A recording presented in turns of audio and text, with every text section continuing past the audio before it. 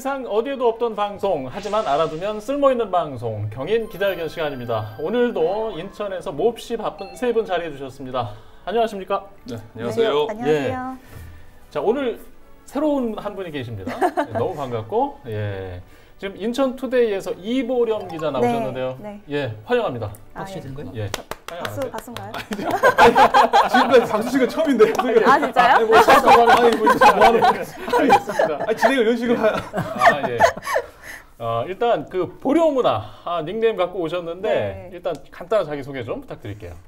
닉네임을 처음에 작가님이 부탁을 네. 하셨을 때 생각이 안 나서 이걸로 가져오게 됐는데요. 그냥 네. 이름의 뜻입니다. 간단하게 얘기하면 그냥 네. 제 이름이 이거 예. 보렴 할 때 그 이 보렴이거든요. 그래서 예. 제가 잘 보라는 의미도 있고 시청자들이 잘 보라. 남들이 저를 이제 보는 예. 사람이 되라 약간 이렇게 의미를 하셔가지고 예. 지어주신 이름이라서 갖고 오게 됐습니다. 자, 이렇게 이름이 지어진 이보렴 기자 자리하셨고요. 자, 오늘 홍익정경연구소에서 오늘도 역시 이동 소장님 나오셨습니다. 네, 반갑습니다. 예. 박수 드려야지. 예. 박수 드릴게요. 감사합니다. 이게 참 오늘- 13회 만에 처음 박수를 예. 받았습니다. 오늘도 또 중요한 역할이시니까 기대하겠습니다. 네. 자, 그리고 이재필 기자 헬로티비에서도 나왔습니다. 네. 인천 시인. 예. 예. 요즘 주변에서 좀 인천 시인과 관련된 이야기 듣는 바는 없어요? 네, 없습니다. 무슨 그러냐면 닉네임을 다시 정해야 되는 거 아니에요? 다시 정해야 될 것 같은데 네. 오늘 일단 한번 해보고요. 네. 다음에는 좀 바꿔서 다시 한번 예.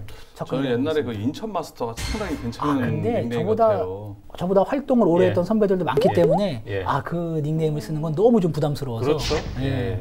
알겠습니다. 바로 나오시지 않습니까? 그렇죠라는 말이. 네. 아, 진짜 그랬어요? 입에 그냥 기분 나빴어요? 마스터라고 하니까? 그냥 입에 붙은 말입니다. 예, 그런 의미는 아니었고요. 자, 오늘 그 이보렴 기자가 역사를 전공했어요. 그래서 오늘 이보렴 기자의 어떤 역할도 굉장히 중요한 소재로 준비했습니다. 저도 먼저 기대가 큽니다. 네, VCR을 보고 돌아오겠습니다.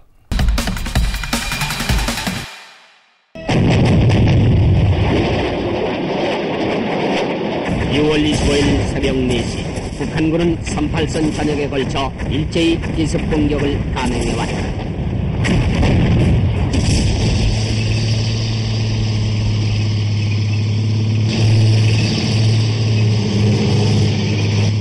(6월 25일은) 일요일이었다. 전방에서 적이 밀려 내려오고 있는 25일 낮에도 흔히 있는 산발적인 충돌 정도로 판단하고 서울거리는 연희 때와 다름이 없었다.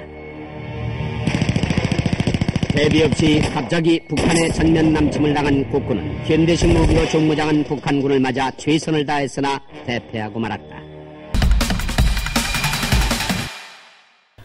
VCR을 잠깐 보셨는데, 자, 6월 이제 호국 보훈의 달 아니겠습니까? 좀 저희가 조금 더 일찍 준비하려고 했지만 좀 앞에 다룰 이야기들이 있는 바람에 좀 뒤늦게나마 아주 중요한 이야기이기 때문에 준비하고자 합니다.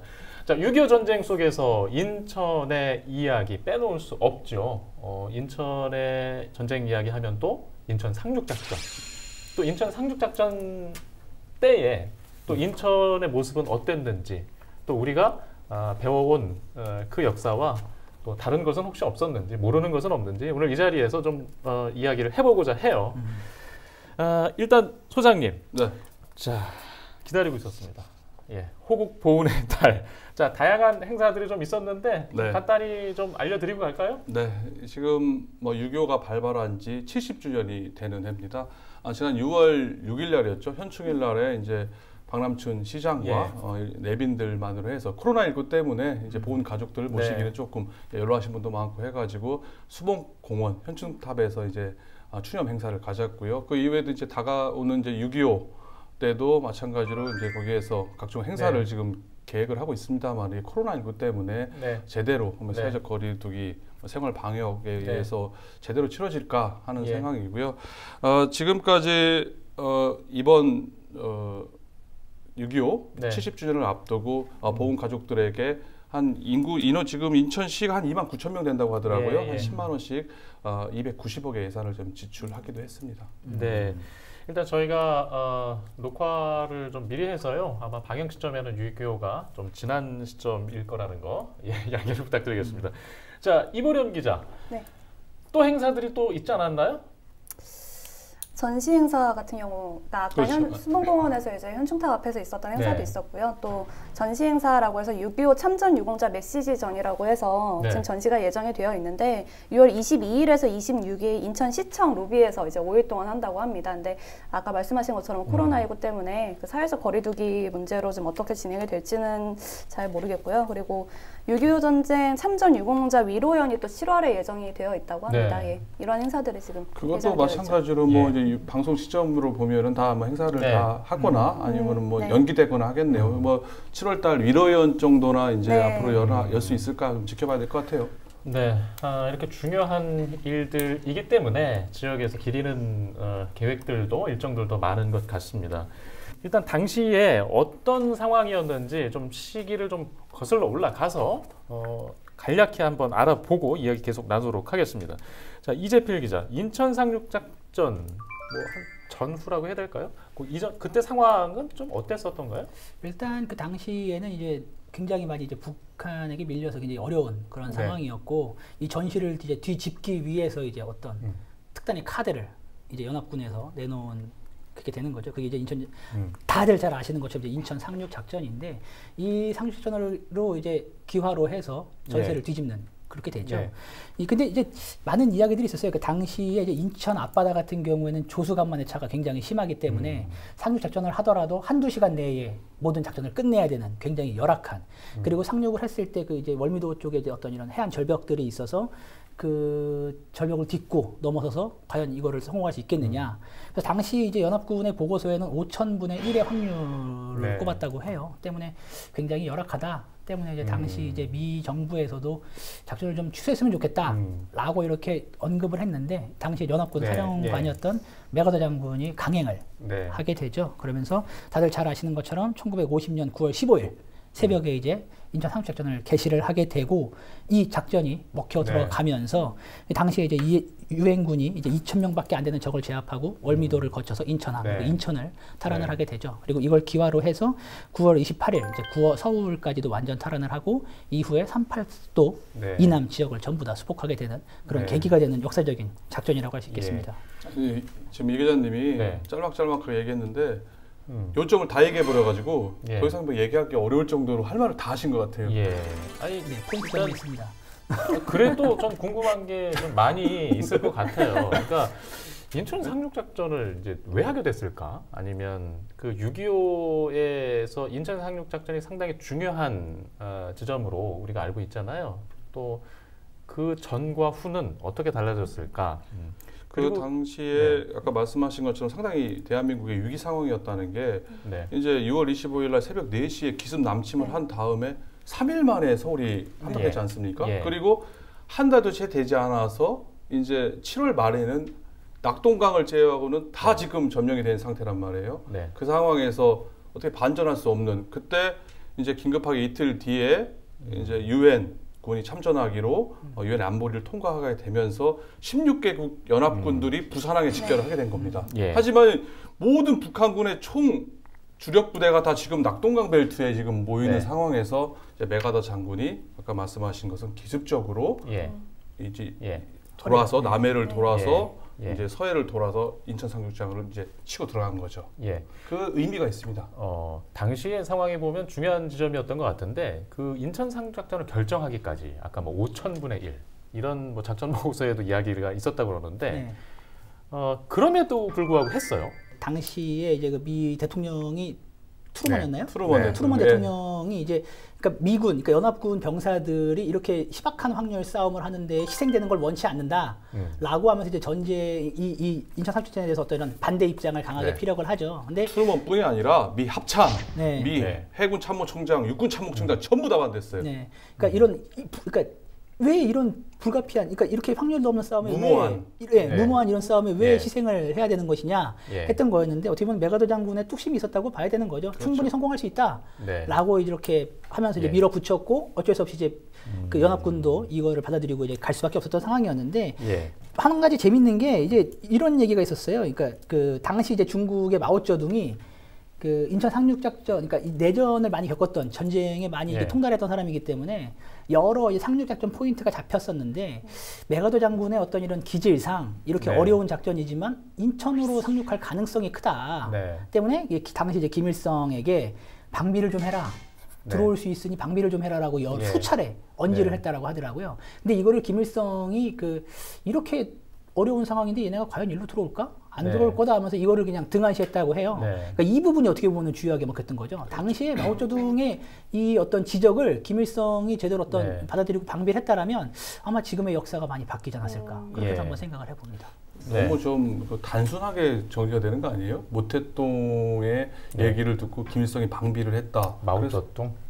그때 당시에도 상륙작전을 메가더가 준비를 하면서 치밀하게 준비를 많이 했더라고요. 그러니까 기밀 보안을 유지하는 부분, 그리고 양동작전을 시행했다는 부분. 아까 말씀하신 것처럼 상륙작전 포인트를 여러 군데를 지금 이제 얘기를 하고 있었던 부분이 있었고, 아마 북한군도 그거를 아마 인지를 하고 있었을 거예요. 근데 인천도 후보에 있었겠지만 이제 유명한 게 장사리 전투죠. 장사리 전투 같은 경우가 학도병 772명이 투입이 됐고 이 중에 이제 139명이 전사하는 이런 전투가 있었는데, 이것도 이제 장사리 상륙작전이라고 어떻게 보면 양동작전으로 그렇게 시행이 됐던 부분이 있었죠. 그러니까 그래서 아마 인천 같은 경우가 조선간만의 차도 크고 그래서 여기까지 들어올까라는 생각이 아마 지배했던 것 같아요. 근데 아까 772명이라고 하셨잖아요. 그 사망자 얘기하셨는데 가다가 장사리 해안에 도착하다가 문산호 배가 좌초가 됩니다. 그래서 거의 절반가량 다 물에 빠져서 실종한 상태로 다 사망을 했고, 일부 장사리 상륙작전에 도착한 그 학도병들도 전부 다 이제 도로에서 거의 전사했기 때문에 대부분 뭐 평균 나이가 애들 중고등학생들 나이예요. 학도병이에요. 17세, 18세 평균 나이가 되는데 한 2주간 총쏘는 연습만 하고 거기에 투입돼서 인천 상륙작전 하루 전날에 이제 거기다 상륙하는 것처럼 적의 적을 이제 분산시키고 시선을 끌은 다음에 인천 상륙작전을 성공하게 된 어떻게 보면 희생당한 거죠. 이것도 영화로 나왔잖아요. 전 보진 못했는데 양공작전으로 희생양이 됐던 뭐 그런 학도병들을 기리는 영화 제목은 장사리, 잊혀진 영웅들. 봤어요. 부제가 인천 영웅들이에요? 영화 부제가? 잊혀진 영웅들. 잊혀진 영웅들.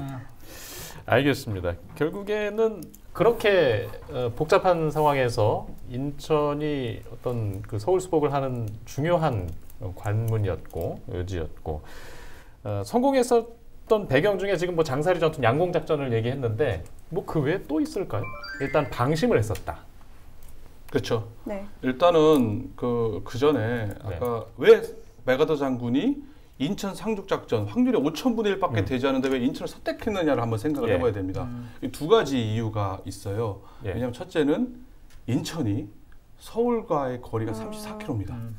그렇기 때문에 인천에 상륙을 하게 되면은 34km에 있는 수도 서울을 수복을 하게 되는 효과가 나타나기 때문에 낙동강에 모여 있는 인민군들, 공산군들 멘붕 오는 거죠. 포위가 돼 버리니까. 그리고 두 번째 이유는 대한민국의 길이 다 수도 서울로 다 돼 있단 말이에요. 그렇기 때문에 이게 병참 기지화가 돼가지고 모든 병력과 탄약과 식량은 서울 통해서 낙동강으로 공급이 되고 있었는데 저게 병참선을 끊어버리는 전략적으로 매우 중요한 효과가 있었습니다. 그렇기 때문에 메가더 장군이 5,000분의 1 확률을 뚫고라도 왜 거기를 했어야 되냐. 실제로 뭐 성공한 다음에 13일 만에 한강 이남 전부 다 수복했잖아요. 그러니까 지금 말씀해 주셨지만은 이제 말 그대로 서울을 수복하는데 굉장히 중요한 전투였거든요. 그래서 뭐 다들 잘 아시겠지만은 여기서 이제 인천 상륙작전이 있고 난 다음에 바로 많은 사람들이 모르셔요. 취재 기자들은 많이 아는데 부평지구 전투가 있었거든요. 이 부분에서. 그러니까 그 인천 상륙작전이 성공한 직후 1950년 이제 9월 17일에 그 미 해병대와 이제 한국 해병대로 구성된 이제 연합군이 그 지금 그러니까 원통이 고개라고 하죠. 그 간석 사거리, 간석 5거리에서 이제 그 부평 삼거리역 있는 그 지역 거기까지가 이제 그러니까 서울로 가는 길목이었죠. 길목인데 경인로라고 부르거든요. 굉장히 중요한 지역인데 이제 인천 상륙작전 성공한 직후에 연합군이 이제 이쪽으로 옵니다. 그러면서 당시에 이제 부평 그 지역 원통이 고개 지역과 부평역 인근까지 이제 북한군이 점령을 한 상태였는데 여기서 이제 그 서울로 가는 경인로를 확보하기 위한 치열한 예. 전투가 벌어지게 되죠.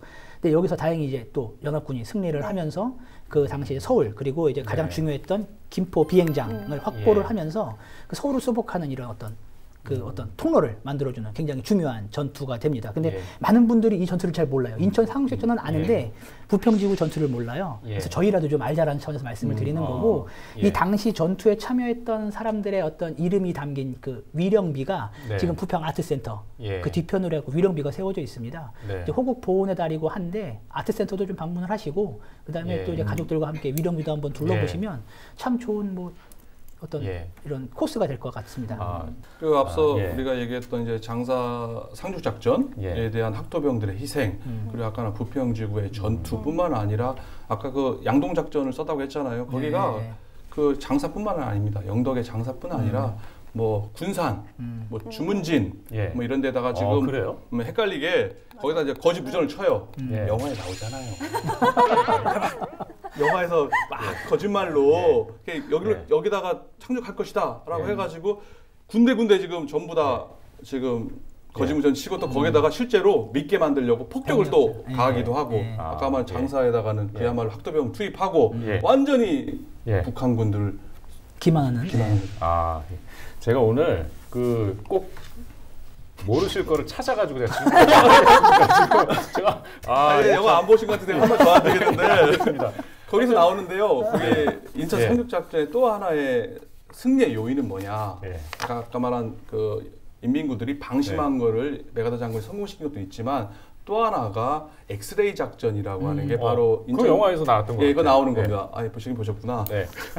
엑스레이 작전을 통해서 이제 해군 첩보부대를 만들어 가지고 예. 이미 인천에다가 잠입을 시켜 가지고 이제 해안포의 위치, 네. 인천의 병력의 규모, 또 수로에 있는 그 기뢰. 어뢰죠, 기뢰. 예. 기뢰를 어디에 있는지 위치와 예. 또 제거하는 거를 또 그렇죠.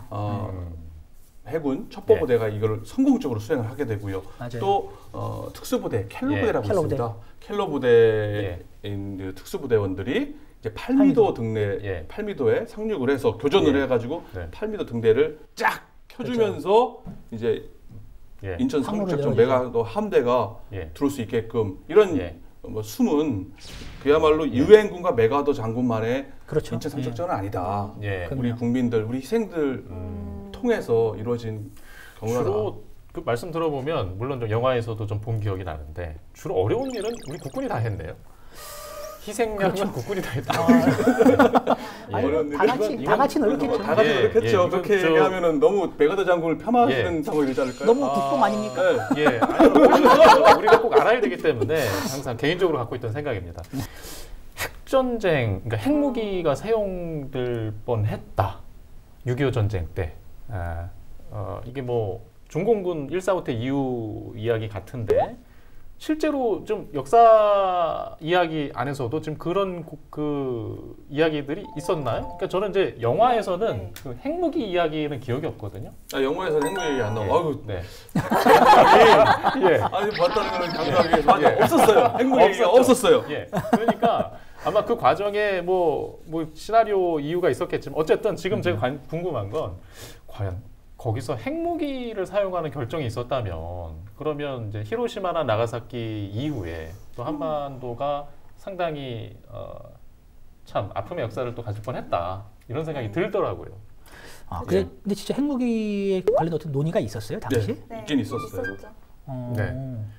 그러니까 당시에 이제 트루먼 지금 일반적으로 알려지기에는 이제 일사부터 중공군이 밀고 들어오니까 이제 다급해진 거죠. 네. 그래서 이제 미 합참에서는 이거 핵무기 사용을 검토를 해야 됩니다. 각하 네. 대통령한테 얘기를 했고 트루먼 대통령은 뭐 당초에는 뭐 좀 부정적인 시각이 있었다고 그럽니다. 왜냐하면 이제 히로시마라든지 히로시마, 나가사키에다가 이제 네. 원폭 투하한 것에 대한 비난이 좀 있었고요. 또 과연 이게 효과적일 수 있을까라는 것 때문에 또 중공군하고 나중에 이제 국교에 있어서 좀 회복하라는 네. 생각도 있었는데 여기다 그냥 쏴버리면 일단 대한민국의 피해도 둘째치고 중국과의 여기다가 이제 원자폭탄으로 그 관계 문제 이런 것 때문에 네. 고민하는 과정에서 메가더 장군하고 트루먼 대통령하고 서로 뭐 갈등이 있었다. 여기에서 서로 안 맞았다 이런 얘기가 있었는데요. 예. 그거는 뭐 네. 나중에 역사가 지나면 더 알 수 있게 되겠죠. 그냥 다행입니다. 결과적으로 그런 다행이죠. 일이 일어나질 다행이죠. 않아서 너무나 다행이고 그럼요. 뭐 당시의 상황을 우리가 정확히 알 수는 없지만 그런 참 안타까운 과정들이 있었다는 것. 근데 지금 제일 중요한 게 인천 상륙 작전이 6.25 전쟁에서 상당히 중요한 지점인데 일단 그렇죠. 상륙 작전을 통해서 서울 수복을 했어요. 네. 서울 수복을 한 뒤에는 어떻게 됐던가요? 서울 수복을 한 이후에는 그냥 파죽지사로 쭉 올라갔죠. 사실 네. 그 지금 국경선 있는 그 부분까지 쭉 올라갔다가 네. 이제 중공군이 개입을 하게 됩니다. 그러니까 압록강까지 네, 갔다가 압록강까지 갔다가 중공군이 개입을 하면서 이제 다시 밀고 내려왔고요. 거기에서 이제 지금의 38선 네. 부근에서 이제 계속 엎치락 뒤치락의 전쟁이 계속 이어지게 됩니다. 그래서 이때 사실 전쟁 이전에는 개성이 남한 땅이었고 그리고 네. 철원, 화평, 양양, 고성, 인제 같은 경우는 북한 땅이었다고 해요. 근데 네. 이때 당시에 전쟁이 계속 이루어지면서 엎치락 뒤치락을 하던 와중에 이제 정전 협정이 맺어지게 되고 그러면서 이제 땅이 바뀌게 된 거죠. 개성이 북한 쪽으로 넘어가고 이제 네. 철원, 화평, 양양, 고성 이쪽은 이제 남한 쪽으로 들어오게 되는 그런 상황이 됐습니다. 예, 그때 인천 상륙 작전이 성공하면서 어마어마한 전세 반전이 일어났다고 볼 수가 있는데요. 이제 인천을 그러고 나서 서울 수복을 인천 상륙 작전 이후 13일 만에 수복을 하게 됩니다. 네. 근데 그 전까지 그 당시에 북한군의 전력이 병력이 13만 5천 명이었었어요. 네. 알려진 거로는. 그런데 지금 낙동강에 지금 다 모였단 말이에요. 네, 맞아요. 거기서 보급로를 끊어버리고 네. 서울을 13일 만에 탈환해 버리니까 요 13명들이 지리멸렬하게 된 13만 명이 지리멸렬하게 된 겁니다. 예, 예. 그래서 한 10만 명의 병력이 이렇게 돼요. 그리고 채 3만 명도 안 되는 병력들이 이렇게 숨어서 이렇게 네. 피해서 이렇게 올라가게 되는데 이 과정에서 그냥 낙동강에서 모여서 연합군들 유엔이 치고 올라간 거에 비해서 어떤 네. 효과가 있었느냐? 한 200만 명의 대한민국 국민들이 피해를 네. 돌보게 됐고 네. 우리 유엔군에서는 한 14만 명이 예. 사상이 줄어들었다는 분석이 나올 정도로 완전히 전세가 역전이 되는 거죠. 전체 13만 명, 5천 명 중에서 한 10만 명 병력 잃었으니까는 뭐 그렇죠. 병력이 없는 거죠. 그래서 서울 13일 만에 서울 수복하고 바로 쭉 치고 올라가는 거예요. 평양 치고 그래서 압록강, 네. 두만강은 11월 1일 날에 거기까지 올라갑니다. 네. 11월 1일 날. 그러니까 인천 상륙작전 이후 한 달 보름 만에 압록강, 두만강까지 올라갔다가 이제 아까 말씀하신 것처럼 네. 중공군 개입을 밀고 내려온 거죠. 그 6.25가 3년여 동안 이어졌잖아요. 그러면 우리 지역도 그 전쟁의 중요한 경로에 있었고 사상자들도 많이 있었을 거고요. 그렇죠. 예, 그 참전 용사들 이후에 지금까지 아픈 세대들이 남아 계시지 않습니까? 그럼요. 예. 제가 이 문제에서 조금 좀 자세하게 알 수 있는 게 제가 국회에서 보좌관을 할 때 정무였었거든요. 국가보훈처 소관에 네. 보좌관을 할 때 6.25 참전 유공자들이 당시에는 국가유공자도 아니었었어요. 네. 우리들을 국가유공자 좀 시켜달라 명예만이라도 해달라 그 과정에서 그때 이제 그 법이 통과가 됐고요. 네. 그 이후에 계속 참전 수당이 지금 늘어나고 있는 상황입니다. 인천에 예를 들자면 인천에 거주하고 있는 6.25 참전 국가유공자 한 8만 9천 명 정도가 되는데요. 네. 작년에 제가 한 산학기관에서 나온 통계를 보니까 이 대부분의 지금 전국적으로 8만 9천 명의 네. 국가유공자들 중에서 한 87%가 생활고를 겪고 있다고 합니다. 예, 예. 87%라고 하면은 지금 계산해 보면 한 8만 9천 명의 네. 유공자들 중에서 7만 6천 명 정도의 네. 국가유공자들이 지금 되게 살기 네. 어려운 상황이에요. 지금 나라에서는 참전수당으로 명예수당으로 32만 원을 주고 있거든요. 근데 뭐 1인 가구 평균 최저 생계비가 66만 원인 거에 비춰보면은 예. 정말 어려운 상황에서 얼마 되지 않는, 그리고 지금 국가유공자들 대부분이요 지금 80대 후반에서 90대 그렇죠. 예. 네, 네. 이제 초반입니다. 그리고 대부분 이제 연로하시기 때문에 또 전쟁 후유증 때문에 병원에 가는 것도 있고 네. 그러니까 병원비 조달하기도 쉽지가 않은. 네, 외국 사례에 비추어 보면은 상당히 처우는 네. 열악하다. 좀 아쉬운 점이 있습니다. 국가를 위해서 희생과 헌신을 했는데. 그러면 일단 분명히 국가에 제도가 있어요. 제도가 있는데 뭐 취재 제 경험에는 뭐 사각지대도 있어서 안타까운 사연들도 보도했던 기억이 있고요. 본의 아니게 피해를 입었던 우리 또 인천에 사는 분들이 계셨잖아요. 네. 예, 이게 아주 중요한 숙제로 남아 있지 않습니까? 그렇죠. 그러니까 사실 인천 상륙작전이라는 게 6.25 전쟁의 판세를 뒤바꾼 아주 대단한 작전이라고 알려져 있고 그렇게 평가를 받고 있지만 인천 주민의 입장에선 사실 좀 아픈 작전이기도 하죠, 사실. 왜냐하면 이제 인천 상륙작전이 아까 말씀하신 것처럼 뭐 조수간만의 차 때문에 2시간 만에 밀고 올라가야 된다 이런 얘기가 있는데 실제로 2시간 만에 성공을 했고요. 그러니까 이제 올라갔는데 그 과정에서 이제 한 민간인 100여 명이 이제 희생이 되는 사건이 있었습니다. 이게 월미도 폭격 사건이라고 하는데 그 인천 상륙작전을 하기 위한 포석으로 월미도 전체에 이제 폭탄을 투하를 한 거죠. 그리고 사실 살아남은 그때 당시 이제 사망한 분이 100여 명 정도라고 얘기를 하고 있는데 그 폭탄 투하 이후에도 이제 살아남은 원주민들이 이제 다리를 건너서 육지로 가려고 하는 것도 이제 기총소사로 막 그 분들도 다 이제 사망을 하신 사건이 있었죠. 월미도 사건이. 월미도에서 그런 일이 또 있었고요. 그 이후에도 사실 이제 월미도 실향민 분들이 고향으로 돌아가지 못하는 상황이 지금까지도 계속 이어지고 있었습니다. 왜냐하면 한국전쟁이 끝난 뒤에 이제 고향으로 돌아가려고 했는데 근데 이제 미군 부대가 거기에 주둔을 하게 되죠, 월미도에. 그래서 이제 못 가게 되고요. 이후에 이제 1971년에 또 국방부가 군사기지를 쓴다고 해서 또 못 가요. 이후에는 또 인천시가 2001년에 월미도를 매입을 하는데 그때 이제 매입을 하면서 공원으로 조성을 해버려서 사실상 그분들은 이제 아예 고향을 잃어버리게 되는 그런 상황까지 맞이를 하게 됩니다. 그래서 이제 작년에 그 월미도 실향민 분들을 위한 원주민 피해 보상을 위한 이제 그런 조례안이 가결이 되기도 했었죠. 이게 참 그런 게, 그러니까 여기서 난감한 상황들이 많이 나오는 거죠. 그러니까 이때 폭격을 하면서 이제 월미도가 쑥대밭이 되는데 이제 그때 당시에 어떤 목표는 이제 인천 상륙작전을 앞두고 이제 은폐 할 수 있는 어떤 이런 시설물이라든가 이런 어떤 상륙작전을 용이하게 하기 위해서 월미도를 쓸어버리는 이런 목적 때문에 이제 폭격을 했다라고 하는데 그 당시에 이제 북한군, 인민군 막사나 이런 거기 있으면 여기서 불과 한 100m였나요? 이 정도 떨어지는 곳에 이제 민가가 있었다라는 거죠. 한 90가구 정도가 있었다라고 하는데 그 또 한 20m 정도가 또 인근에는 이제 미군 막사가 또 있었다고 해요. 그러니까 말 그대로 폭격을 다 했다고 한다면 미군 막사까지 다 박살이 났어야 되는데 미군 막사는 상처 하나 없었다는 거예요.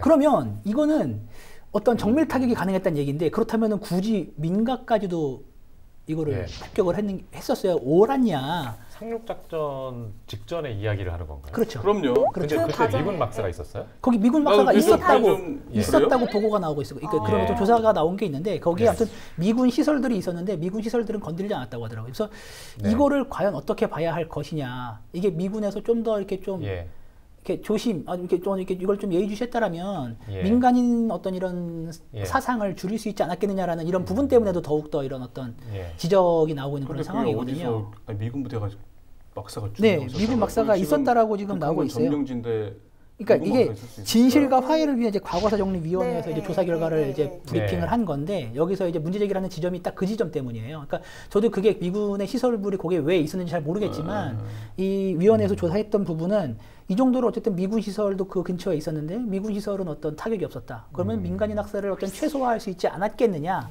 때문에 어떤 민간인들에 대한 어떤 이런 어떤. 근데 원래 전쟁하면은 이제 민간인 있는 마을에도 이제 적군이 숨어 들어가 있기 때문에 거기다도 막 타격하는 경우도 실제 자반사긴 하잖아요. 그렇죠. 근데 전쟁 피해인데 참 안타까운 상황인 거죠.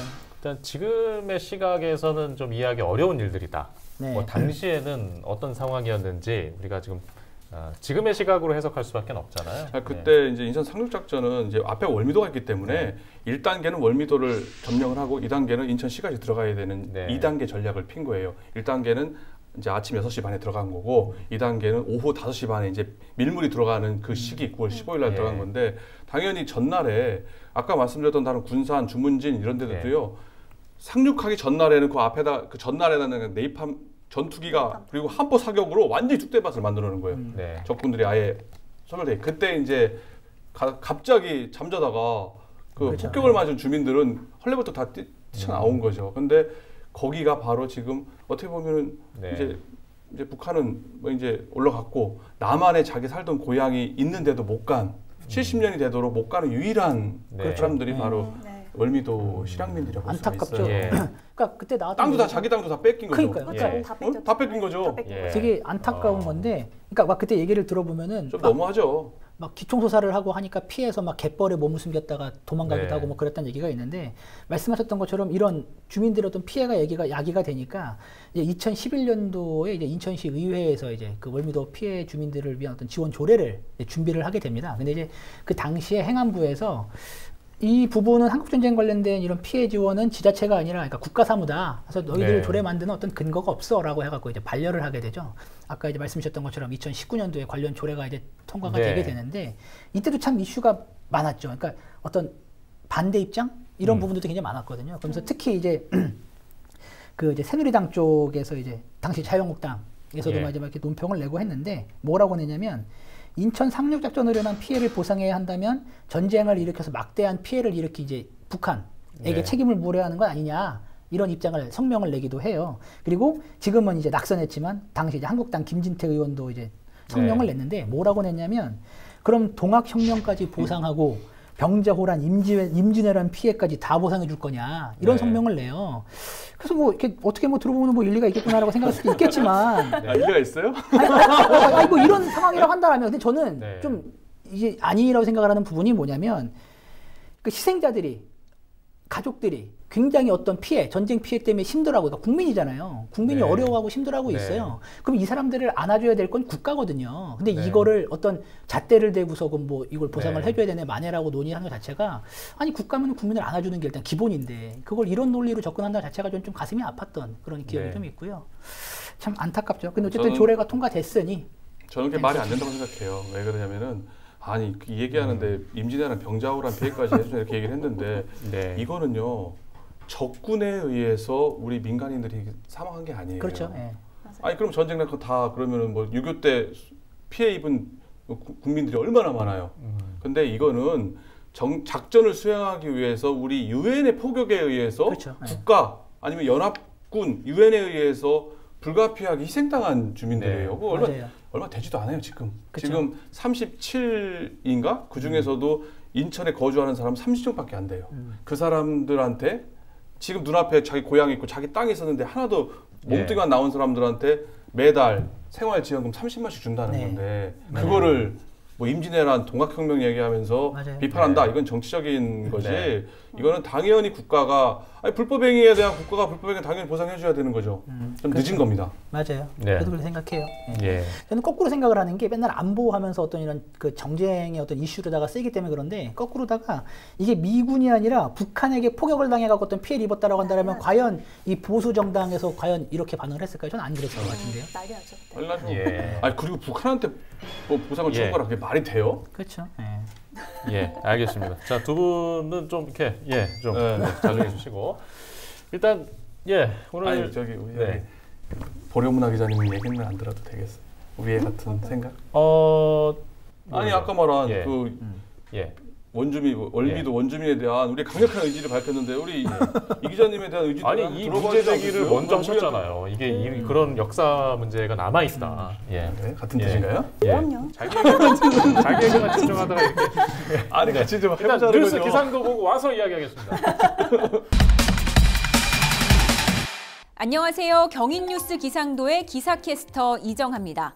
지금부터 한 주간 경인 지역에서 일어난 크고 작은 이슈와 기사를 간추린 뉴스로 알려드립니다. 가장 먼저 알려드릴 소식은 부천 뉴스입니다. 첫 소식부터 아주 맑음입니다. 코로나19 사태가 장기화되면서 코로나블루로 어려움을 겪고 있는 시민들이 증가함에 따라서 경기도 부천시에서는 그 마음을 위로하기 위해 마이 히어로 트리 한 그루 심기 캠페인을 진행합니다. 이 캠페인은 마이 히어로 트리 표찰이 부착된 반려식물을 사진으로 찍어 마이 히어로 트리라는 해시태그와 함께 SNS에 릴레이로 업로드하는 건데요. 부천시는 코로나19의 재난 상황에도 불구하고 탁월한 리더십으로 지난 4월 영국의 국제환경단체로부터 마이 히어로로 선정된 바 있습니다. 코로나19를 이겨낸 영웅이라는 의미를 공유해 시민들의 마음의 위안과 안정을 도모하고자 캠페인을 진행하게 됐다고 합니다. 부천시는 마이 히어로 트리 캠페인을 시작으로 코로나19의 어려운 시기에도 뛰어난 행보를 보여준 우리 시의 영웅들에게 감사를 전하기 위해 중앙공원의 기념 수목도 식수할 예정입니다. 두 번째로 알려드릴 소식은 인천 뉴스입니다. 인천 뉴스도 요즘 날씨처럼 아주 청량하고 맑습니다. 인천시에서는 제2회 추경에 7억 원을 편성해 코로나19로 등교 온라인 교차 수업으로 급식 사각지대에 놓인 학생 1,000여 명에게 올해 말까지 11호 중식을 제공한다고 밝혔습니다. 이 같은 지원 결정은 순차적 등교 계약에도 불구하고 코로나19로 인해 격일 격주 등교가 진행되는 상황 때문인데요. 학교에서 주 5일 무상급식을 받지 못하는 18살 미만의 취약계층 약 14,000여 명 가운데 약 1,000여 명의 결식 인원이 발생한 데에 따른 긴급 조치입니다. 시는 사각지대 학생들에 대한 학기 중 중식의 시급성을 고려해 올해 말까지 끼니를 지원하겠다고 밝혔습니다. 지원 방식은 급식카드, 도시락 배달 등으로 5,000원 상당이고 코로나19로 긴급복지 등 급식 지원이 필요한 경우 읍면동 주민센터에서 상시 신청할 수 있습니다. 마지막 소식 김포뉴스입니다. 김포뉴스도 아주 맑음입니다. 김포에서는 마스크 착용 여부를 판별하는 열화상 카메라를 국내 최초로 지역 버스에 도입했습니다. 중공영제 버스인 G6001번에 발열 체크용 스마트 열화상 카메라를 시범 설치한 건데요. 이 제품은 현장 실험에서 대면 체온 측정값과 소수점 단위까지 똑같은 수치를 기록하면서 온도계의 생명인 정확도까지 입증된 제품이라고 합니다. 해당 기기는 대면 체온계와 일치하는 테스트 정확도를 보이면서 이 대중교통을 매개로 한 코로나19 확산 방지에 기여할 것으로 기대를 모으고 있습니다. 또한 이 기기는 마스크 미착용 시 경보음이 울리거나 얼굴 인식만으로 출입자 관리를 할 수 있는 등 기능이 탑재돼 있다고 합니다. 시는 스마트 패스의 방역 효과를 검증한 뒤 타 버스 노선과 지하철 등으로 확대하는 방안을 검토 중인 것으로 밝혔습니다. 저는 다음 주에도 우리 경인 지역에서 일어난 다양하고 새로운 소식들과 함께 돌아오겠습니다.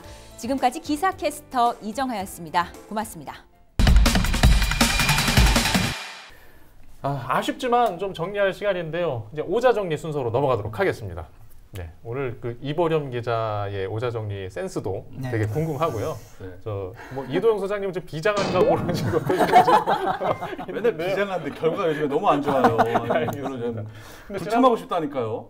예. 그리고 네. 지난번부터 좋아요. 그 예. 이재필 기자의 단어 선택 네. 기대가 됩니다. 네. 자, 오늘 그러면 바코스. 이재필 기자의 단어 선택 예. 하겠습니다. 자, 이재필 기자의 오자정리는 예, 저는 승리의 그늘로 하겠습니다. 예. 인천 상륙작전으로 잠깐만, 이제 승리의 그늘로 여섯. 예. 그늘. 승리의 그늘. 예. 승리의 예. 그늘. 아니 승리의 양지도 아니고 승리의 그늘. 그늘. 예. 인천 상륙작전이 굉장히 어떤 큰 예. 그 이제 한국전쟁 승리의 시발점이 됐지만 앞서 말씀드렸던 것처럼 이제 민간인에 대한 어떤 피해들도 굉장히 컸던, 그리고 그것 때문에 아직까지도 인천 지역 사회에서는 아픔의 역사가 계속되고 있는 그런 상황이거든요. 이런 그늘을 잊지 않았으면 합니다. 이도영 소장님의 오자정리는 얘기가 조금 그렇긴 한데 네. 왜냐면 멋진 단어에다 이렇게 얘기하니까 좀 네. 없어 보일 것 같은데 네. 저는 고맙습니다. 고맙습니다. 네. 메가더한테요? 갑자기 그래서 거기서 메가더 장군도 고마워요. 예. 고마운데 예. 인천 상륙 작전을 하기 위해서 우리가 많이 얘기했었잖아요. 아까 말한 장사리에 있는 학도병, 네. 켈로 부대 희생, 그리고 네. 그때 그 엑스레이 작전을 구사하기 위해서 그때 협조했던 영흥도 주민 50명 9월 15일 날 그냥 몰살당했어요. 학살당했어요. 네. 너네 왜 엑스레이 부대 해군 첩보 부대에다 협조했냐 하고 바로 그때 학살했던 사례들, 이렇게 대한민국 국민들이, 그리고 이제 유엔과 힘 모아서 지금 이 나라가 이렇게 예.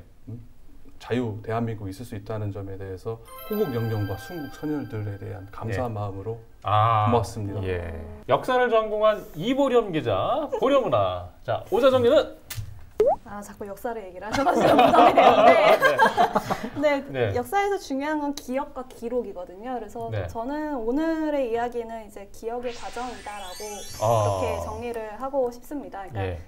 저희가 지금 이야기한 건 인천 상륙작전이고 뭐 인천 지역에 집중해서 이야기하긴 했지만 사실 6.25 전쟁이라는 하나의 큰 사건 자체가 네. 정말 이야기가 많고요. 그리고 예. 숨겨진 사건, 숨겨진 뭐 피해 이런 부분들도 정말 무궁무진하게 많기 때문에 예. 앞으로도 이런 이야기가 계속 예. 이어지길 바라면서 예. 기억의 과정이다. 기억의 과정. 하겠습니다. 역사를 잃은 민족에게는 미래는 없다. 자, 선택하겠습니다. 하나, 둘, 셋. 예. 고맙습니다. 오늘 굉장히 난 가슴이 아팠는데 가슴이 아프다고요? 짠했거든요. 감성이 예. 없어요. 알- 감성이. 알겠습니다. 자, 우리 이재필 기자가 얘기한 승리의 그늘. 아, 승리로 기억하고 있지만 우리에겐 아직도 아픔과 해결해야 될 사회 문제가 남아 있다. 역사적 문제가 남아 있다로 정리하겠습니다. 예, 오늘 저는 개인적으로 아주 의미 있게 시청자분들에게 좀 다시 한번 강조하고 싶은 게 부평 전투가 있었다는 사실, 6.25 과정에서 우리 지역의 전쟁사가 함께 꼭 기억되기를 바라겠습니다. 자, 오늘 준비했던 소식은 여기까지고요. 다음 주에도 알찬 소식과 함께 여러분 찾아뵙겠습니다. 경인 기자회견 오늘 순서 여기서 마치겠습니다. 고맙습니다. 고생하셨습니다. 고생하셨습니다. 고맙습니다.